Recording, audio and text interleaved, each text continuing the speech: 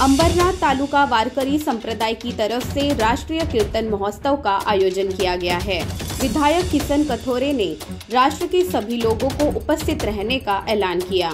कल्याण, अंबरनाथ, बदलापुर, शाहपुर तथा महाराष्ट्र विधानसभा के सदस्य एवं मुरबाड विधानसभा क्षेत्र के कार्य सम्राट विधायक किशन कथोरे ने राष्ट्र के सभी सन्यासी, कीर्तनकार, महाराज एवं सांप्रदायिक वारकरी लोगों को और भक्त श्रोतागणों को इस राष्ट्रीय कीर्तन महोत्सव में शामिल होने का ऐलान किया।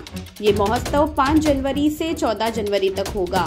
रोज 5 बजे से 6 बजे के दरमियान संगीत भजन और 6 बजे से 7 बजे तक एक साथ सामूहिक हरिपाठ और 7 से रात 9 बजे तक हरि कीर्तन का आयोजन इस राष्ट्रीय कीर्तन महोत्सव में किया गया है।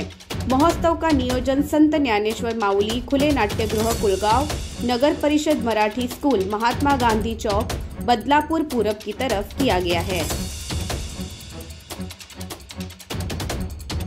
नवीन वर्षाची सुरुवात 2024च्या एक महत्त्वाच्या कार्यक्रमामधून आपण दरवर्षी करत असतो।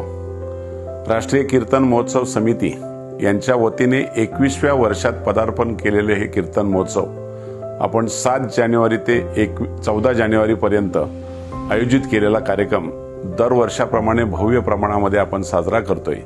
माझ्या बदलापूरमधील सर्व जनतेला, मुरबाड मतदारसंघातील सर्व जनतेला, अंबरनाथ तालुक्यातील सर्व जनतेला जाहीर आव्हान आहे, या कीर्तन महोत्सवात आपण दरवर्षी हजारोच्या संख्येने उपस्थित राहता। या वर्षी सुद्धा या कीर्तनासाठी आपण खूप मोठ्या संख्येने उपस्थित राहून या कार्यक्रमाची शोभा वाढवावी।